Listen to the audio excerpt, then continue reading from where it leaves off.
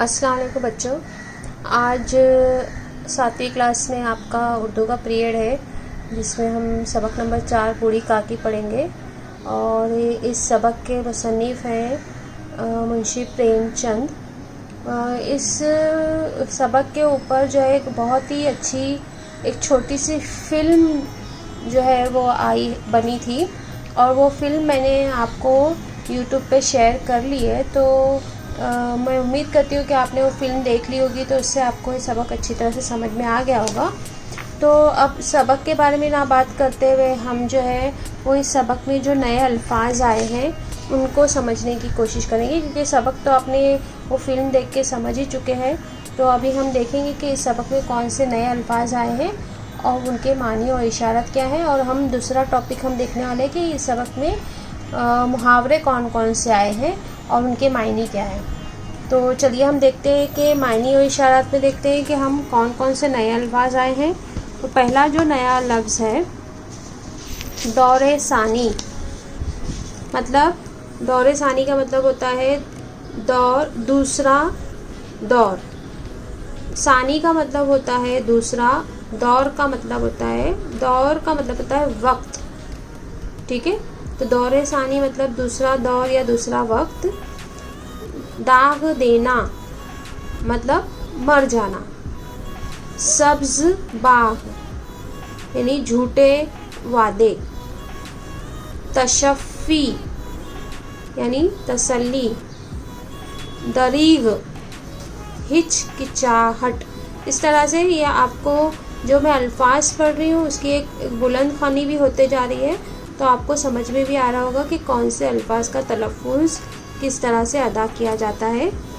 आगे देखते हैं हम लोग। नग़्मे बेहंगाम। नग़्मे बेहंगाम इसका मतलब होता है मुराद गैर ज़रूरी बात। मुराद मतलब इससे मतलब ये है, नग़्मे बेहंगाम का मतलब ये है कि गैर ज़रूरी बात। दक करना यानी क्या है, सताना, परेशान करना। तिलक आना रिश्ता पक्का होना। शादी के लिए किसी का अगर रिश्ता पक्का होता है तो उसको कहते हैं तिलक आना। इश्तिहा अंगेज़ भूख बढ़ाने वाला। चश्मे ख़याल, इधर देखो ज़ेर है तो इसका जो ये आएगा ए की आवाज़ आएगी। चश्मे ख़याल मतलब तसव्वुर।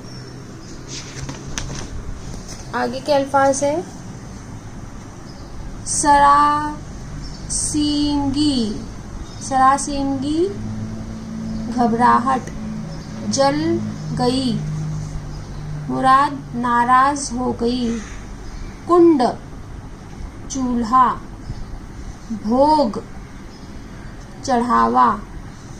रजू होना मतलब मुतवज्जा होना।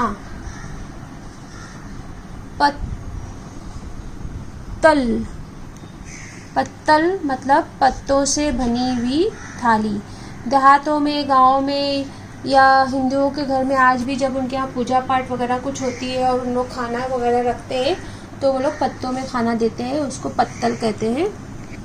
उसके बाद मफरूर फरार होने वाला। फरार होना मतलब भाग जाना। जैसे कोई अगर मुलजिम अगर जेल तोड़ के भाग जाता है तो मुलजिम जो है वो क्या हो जाता है, मफरूर कहलाता है, मतलब वो फरार हो गए ना, इसलिए। असामी शख्स। टेटवा लेना गला पकड़ लेना। तस्फिया फैसला। घड़ किया डांट डपट।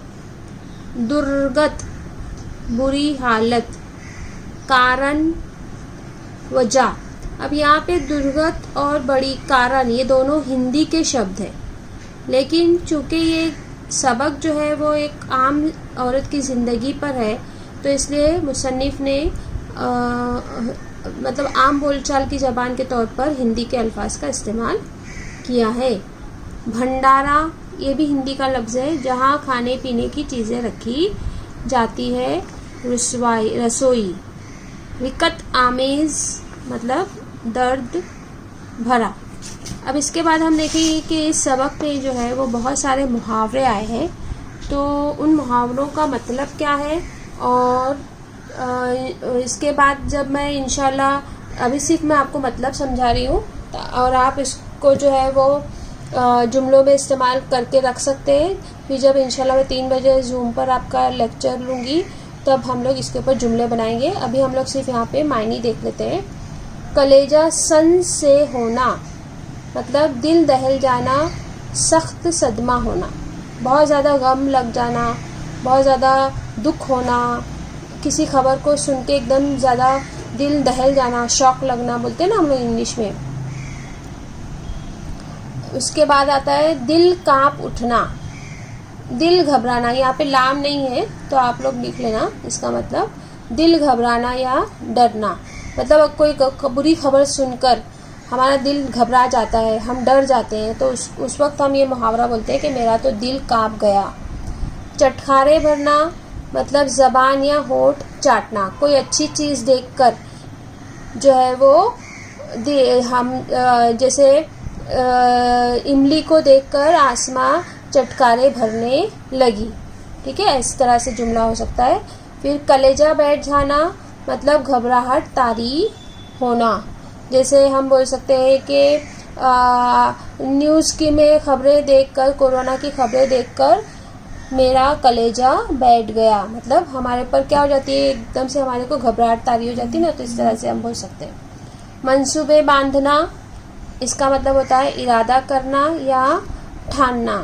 तो इसके लिए हम जुमला कैसे बना सकते हैं कि मैंने ये मंसूबा बना लिया कि अगले इस साल में क्लास में अच्छे नंबरों से कामयाब होंगी।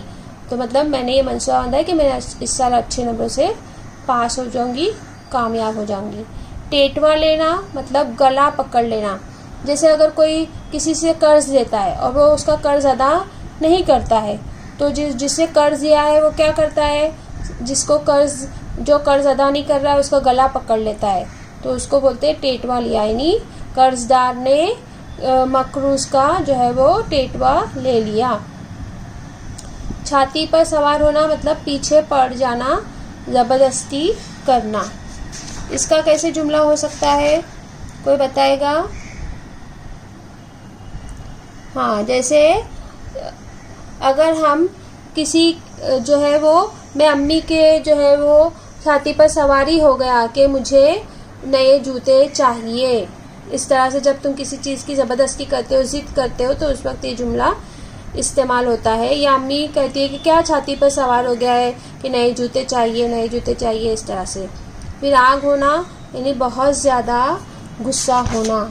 इसका जुमला कैसे बन सकता है कि जब मेरे हक में टीचर ने फैसला नहीं किया तो मैं बहुत ज़्यादा आग हो गया। मतलब गलती अपनी है लेकिन फिर भी बहुत ज़्यादा गुस्सा हो गया। तो इस तरह से ये मुहावरे, इसके ऊपर और अच्छे अच्छे जुमले हम बनाएंगे कब, जब 3 बजे हम जूम पर मिलेंगे तब, और मायने इशारत भी अच्छे से समझेंगे। अब आपको घर काम क्या करना है कि कोई ऐसे 3 मुहावरे आपको लिखना है जिसमें जिस्म के आज़ा के नाम आते हों। जैसे आंखें दिखाना, दिमाग गर्म होना, समझ में आया? इस तरह के। फिर जो है वो उंगलियों पे नचाना, नाक पे मक्खी बैठने ना देना। तो ये सारे ऐसे मुहावरे हैं जिनमें कोई ना कोई हमारे जिस्म के आज़ा का नाम आ रहा है। तो आपको सिर्फ ऐसे 3 मुहावरे अपनी कॉपी में लिखना है। अल्लाह हाफिज़।